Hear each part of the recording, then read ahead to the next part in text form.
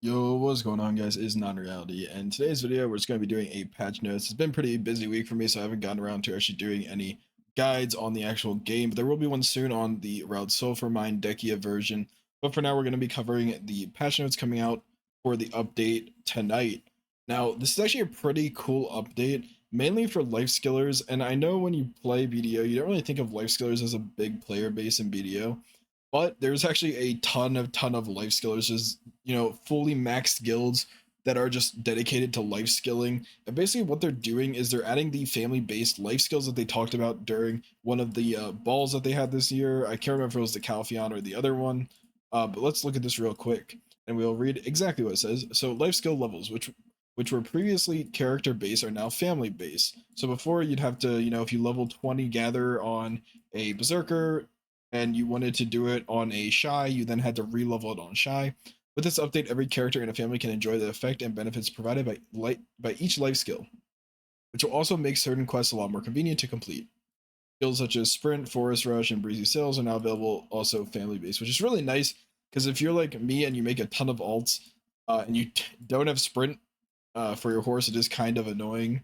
The integration was done by adding the XP of each life skill instead of consolidating them to the highest levels achieved in a family of each. I'm trying to read this so I can kind of understand it.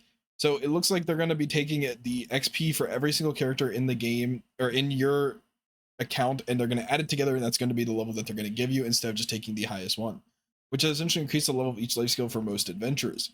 However, there are many adventurers who have already reached Guru 50, which, if you guys don't know, Guru 50 is the max level of a life skill that you can get. To retain the EXP and efforts you've made so far, we expanded Guru level to allow more EXP accumulation. While this does not provide extra effects or benefits, we are preparing ways to reward you with honor-based rewards. We added the system first so that adventurers can enjoy the benefit of an integrated system as soon as possible. We will share details of the aforementioned rewards as soon as they are ready. So basically, when they announced this at the ball, people were kind of like, "Why are you doing this?" Or they weren't really like, "Why are you doing this?" But they were like, "I'm already max level, so there's no point in you combining my levels doesn't really do anything for me." Is basically the way that they were putting it. So now that you have from Guru 50, you maybe get to Guru 100.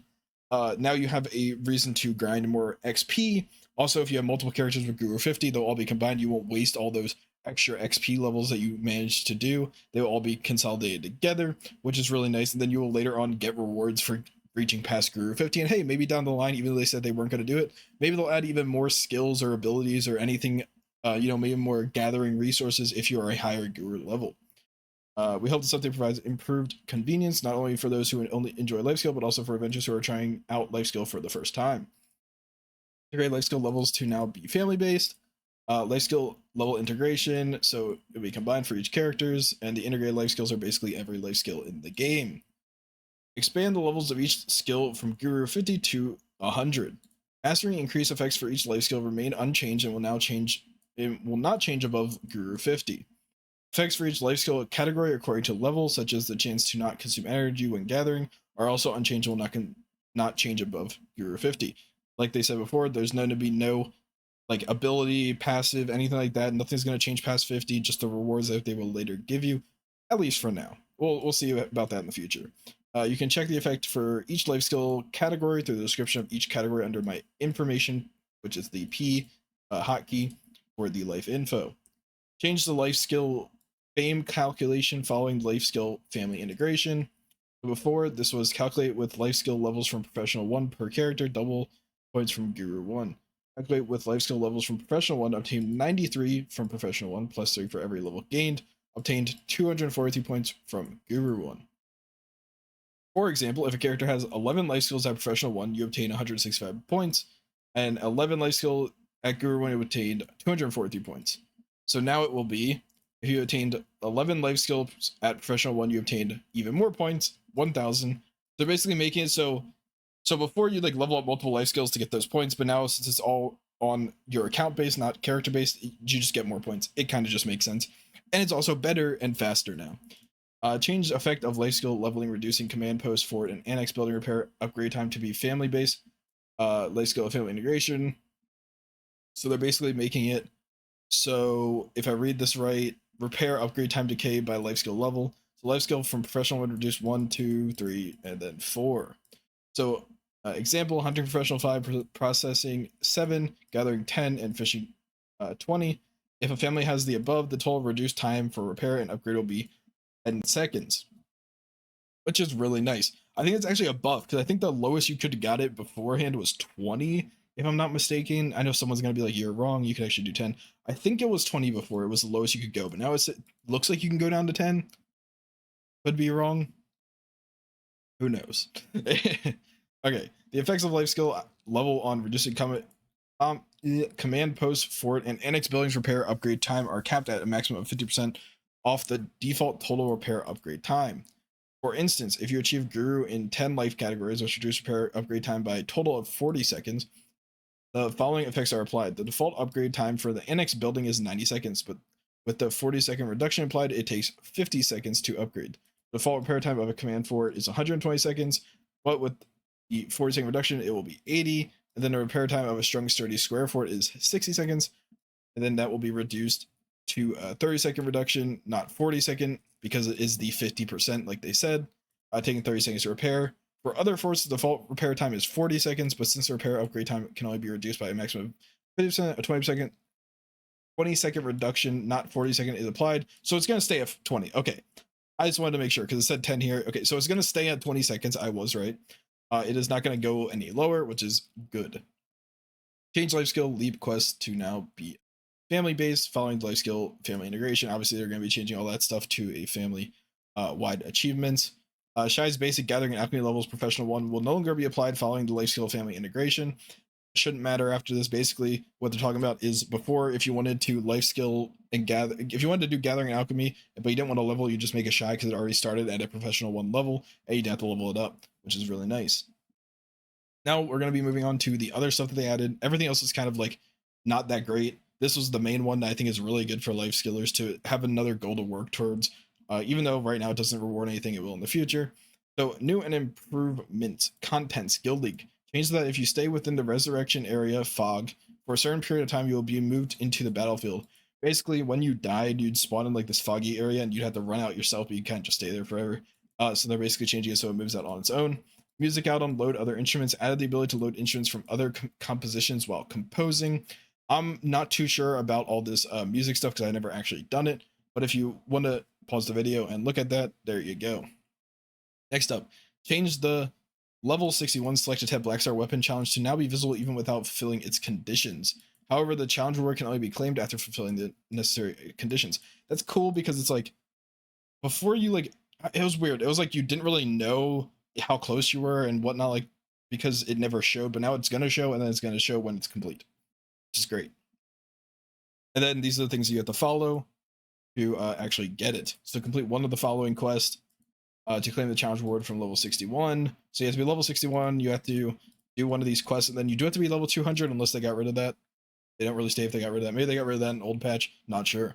Item. The previously announced consolidation of some items to event reward seal, which was scheduled for April 24th, has been postponed to a later date. Basically, spaghetti code. Traces, fruits, and essences second simplification. They're basically just simplifying a lot more things to make it a lot easier and make sure your inventory isn't just super cluttered with stuff you don't need. Changes the conditions of the quest been followed by simplification. So basically, they're making it so the quests where you need like a nature, an abundance, an earth, whatever, a ferocious, whatever the frick they're called. They basically just made it one now. Really nice. Same thing with this down here, just one consolidated thing. Very nice for the Deeves Encyclopedia. Change all traits that can be obtained from defeating monsters to traits of nature. Improve the icon of boxes that hold class-specific outfit boxes. Cool. Improve the description of certain pearl outfit boxes regarding class-specific on wearing them. Yep, pretty nice. Next up is the monsters. Riled Sulfurmine Decia's Lantern. Change the icon of the buffs obtainable in the Riled Sulfurmine Monster Zone. I will be making a video on it, but basically when you do Riled Sulfurmine, there's like a bunch of buffs if you stand in certain circles that you get to do more damage or whatnot like that. Keep an eye out for that video when that does get released. Ash Forest Decia Lantern Thornwood Forest Decia Lantern affixed the use of magic lighthouse skill at Ash Forest and Thornwood so that it only disappears without resetting the summon timer. Fix the issue where Barnas could be hit while invisible at chores. Add hunting EXP based on your contribution upon defeating a roar. I'm assuming this was something where like you only got it if you last hit it, but now it is contribution based because people do obviously do the roar like field boss together. Quest and knowledge, improve the progression of main quest for beginner adventurers, change the acceptance conditions to the below suggested quest to prevent their progression during main quest progression. That's a lot of progression. Toolbag, Liana's invention from 49, at least gathering apprentice 1. And then manor, so basically easier to get manor, easier to get toolbag. Pretty cool, nothing really crazy there. We have NPC in background that no one cares about. Added a create guild button at the bottom of guild recruitment window that becomes visible when pressing the G key without being in a guild. Clicking this button provides guidance on how to create a guild, along with the navigation to the nearest guild manager. That is really cool. You know, you need to get more new players into guilds. Even if new players are making their own guilds, inviting 5 of their friends, that's still better than not having a guild and just playing by yourself. Fixed description for Aegir's Essence displayed in the enhancement window. Added 1 loading screen image. Wow, so amazing. Change the feature that auto places HP potions in a quick slot when none have been set to now automatically do so from level 20 instead of level 10. I'm assuming, you know, early on in the quest, you get a bunch of like the really small potions, the bigger ones, the bigger ones, the bigger ones. I'm guessing people were just complaining that there was like 10, you know, HP potions in their hotbars. So now that won't happen until level 20. Then we got some of the web changes and then the fixes, which you can pause if you need to read. Wusa wearing the Campus Blossom armor with certain that's crazy. But you know, good, make the armor look better. Anything for Berserker, since I am a Berserker main, does not look like it, but some other pretty decent fixes. That's basically it for this video, guys. I hope you did enjoy me reading at a 3rd grade level of the patch notes, and I hope that life skillers are, you know, happy about this change, and this will make them grind even more. But yeah, if you did like this video, make sure to like, comment, and subscribe, and I'll see you guys in the next one. Peace.